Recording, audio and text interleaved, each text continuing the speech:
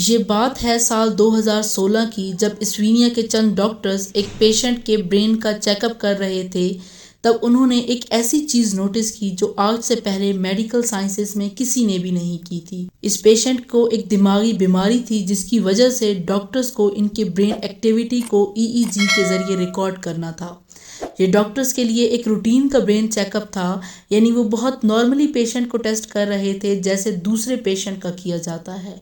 لیکن ان کو اس بات کا بالکل بھی علم نہیں تھا کہ اس ٹیسٹ کے دوران کچھ ایسا ہونے والا ہے جو میڈیکل سائنس کو پوری طرح سے ہلا کر رکھ دے گا۔ ہوا کچھ یوں کہ ٹیسٹ سٹارٹ ہوئے ابھی کچھ منٹ ہی گزرے تھے کہ پیشنٹ کو اچانک سے ہارٹ اٹیک ہوا اور اس کی موت ہو گئی۔ یہ حادثہ ڈاکٹرز کی زندگی میں پہلی بار ہوا تھا کہ کوئی پیشنٹ برین سکیننگ کے دوران ہی دم توڑ جائے۔ ڈاکٹرز کو اس بات کا یقین ہو چکا تھا کہ اس ٹیسٹ کے دوران اس پیشنٹ کی موت کے وقت اس کے دماغ میں چلنے والی ہر چیز ریکارڈ ہو گئی ہوگی، اور ہوا بھی کچھ ایسا ہی تھا۔ پیشنٹ کی موت سے پہلے اور اس کے بعد بھی اس کا دماغ کچھ سوچ رہا تھا، وہ سب کچھ اس ٹیسٹ میں ریکارڈ ہوا۔ ورلڈ فیکٹس کی ویڈیوز میں ایک بار پھر سے خوش آمدید۔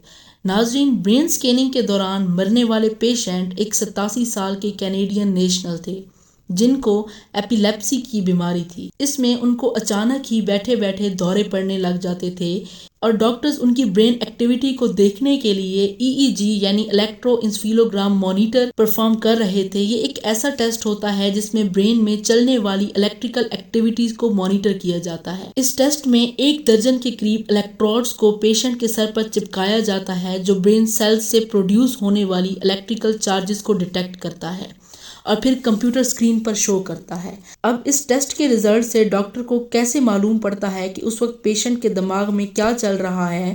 یہ جاننے کے لیے ضروری ہے کہ ہم برین ایکٹیویٹی کا کانسیپٹ سمجھ لیں۔ انسان کے برین میں 100 ارب سے بھی زیادہ نیوٹرونز پائے جاتے ہیں۔ نیورونز ہماری باڈی میں ایک جگہ سے دوسری جگہ تک میسج لے کے جاتے ہیں۔ ایک نیورون دوسرے نیورون کو میسج ٹرانسفر کرتا ہے، پھر اس میسج کو پروسیس کیا جاتا ہے اور ایز اے ریزلٹ ہمارے باڈی پارٹس کوئی بھی فنکشن پرفارم کرتے ہیں۔ ہمارے برین میں ہر وقت اتنے زیادہ پروسیسز ہو رہے ہوتے ہیں کہ اس کے نتیجے میں بے شمار الیکٹریکل چارجز ایک جگہ سے دوسری جگہ موو کرتے ہیں۔ ان الیکٹریکل چارجز کو موو کرنے سے ویوز کا ایک پیٹرن بنتا ہے جن کو برین ویوز کہا جاتا ہے۔ برین ویوز کا یہ پیٹرن ہر ایک کام کے لیے الگ الگ ہوتا ہے، جن کو میڈیکل سائنسز نے الگ الگ نام بھی دیے ہیں۔ ابھی تک میڈیکل سائنسز 5 قسم کے برین ویوز کو پہچان سکے ہیں جن کو نام دیا گیا ہے الفا، بیٹا، گاما، ڈیلٹا اور تھیٹا۔ الفا برین ویوز کا پیٹرن کچھ اس طرح کا ہوتا ہے کہ اس کی فریکوینسی 8 سے لے کر 12 ہرٹز تک ہوتی ہے، یعنی ایک سیکنڈ میں یہ ویوز 8 سے لے کر 12 مرتبہ تک بنتی ہے۔ ہمارا برین الفا ویوز تب پروڈیوس کرتا ہے جب ہمارا دماغ بالکل ریلیکس ہوتا ہے، ٹھیک اس وقت جب ہم صبح صبح نیند سے اٹھتے ہیں اور اپنے بیڈ پر ہی لیٹے ہوئے ریلیکس کر رہے ہوتے ہیں۔ یا پھر الفا ویوز تب بھی پروڈیوس ہوتی ہیں جب ہم یوگا پریکٹس کر رہے ہوتے ہیں۔ اب جانتے ہیں بیٹا ویوز کے بارے میں۔ ان کی فریکوینسی 12.5 سے لے کر 30 ہرٹز تک ہوتی ہے، اور یہ تب پروڈیوس ہوتی ہیں جب ہم اچھی طرح جاگ رہے ہوتے ہیں اور اپنے کام میں بزی ہو جاتے ہیں۔ اس کے علاوہ بیٹا ویوز تب بھی پروڈیوس ہوتی ہیں جب ہم کچھ سوچ رہے ہوتے ہیں یا پھر کسی چیز پر کنسنٹریٹ کر رہے ہوتے ہیں۔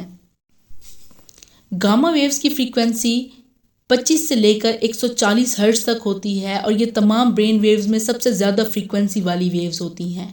ہمارا برین گاما ویوز تب پروڈیوس کرتا ہے جب ہم بہت زیادہ ایکٹیو ہوتے ہیں یا پھر کسی انتہائی کمپلیکس قسم کے کام کو پرفارم کر رہے ہوتے ہیں۔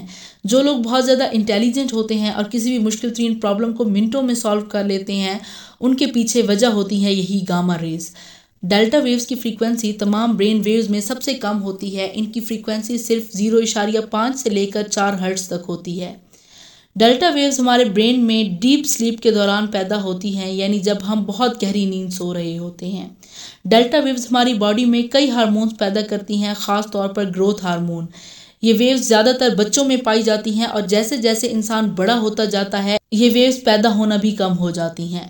اب سب سے آخر میں بات کرتے ہیں تھیٹا ویوز کے بارے میں۔ تھیٹا ویوز کی فریکوینسی 4 سے لے کر 7 ہرٹز تک ہوتی ہے، اور یہ کسی بھی چیز کو میمورائز کرنے کے لیے استعمال ہوتی ہیں۔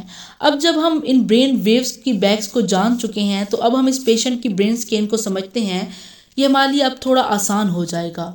गामा वेव्स की फ्रीक्वेंसी 25 से लेकर 140 हर्ट्ज तक होती है। इस रेंज के अंदर एक और रेंज भी होती है जो 30 से लेकर 100 हर्ट्ज तक होती है। और ब्रेन इस खास फ्रीक्वेंसी की गामा वेव्स तब प्रोड्यूस करता है जब हम अपनी मेमोरी को इस्तेमाल कर रहे होते हैं, यानी जब हम अपनी लाइफ के खास इवेंट्स को याद कर रहे होते हैं। डॉक्टर्स ने इस कैनेडियन पेशेंट की मौत के वक्त उसके दिमाग में सबसे ज़्यादा यही वेव्स प्रोड्यूस होते हुए देखी थी, जब इंसान अपनी लाइफ को, अपनी मेमोरी को रिकॉल कर रहा होता है।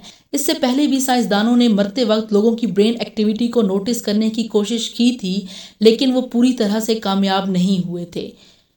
लेकिन इस कैनेडियन पेशेंट के केस में मौत से पहले और हत्ता कि मौत के बाद भी चंद मिनटों तक उसकी ज़िंदगी की अच्छी और बुरी यादें उसके सामने आई थी।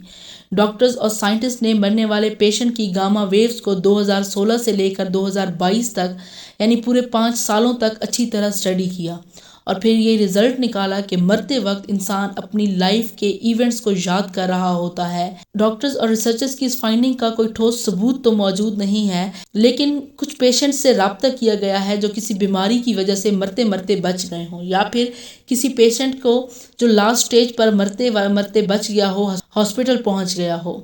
जब इन लोगों से पूछा गया तो उनका भी यही कहना था कि उनके सामने जैसे किसी ने उनके लाइफ का फ्लैशबैक चला दिया हो। ये एक्सपीरियंस किसी एक या दो लोगों ने फेस नहीं किया था, बल्कि कई लोगों ने इसी किस्म का एक्सपीरियंस फेस किया था।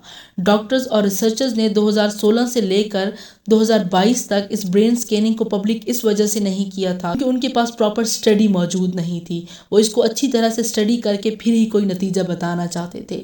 और दूसरा ये कि किसी और इंसान का भी मरते वक्त वो ब्रेन स्कैन करना चाहते थे, मगर आज दिन तक सिर्फ उनके पास एक ही इंसान का ब्रेन स्कैन मौजूद है, और वो है वो कैनेडियन पेशेंट जो ब्रेन स्कैनिंग के दौरान हार्ट अटैक की वजह से मर जाता है। आप इस बारे में क्या कहते हैं, मुझे कमेंट सेक्शन में ज़रूर बताइएगा।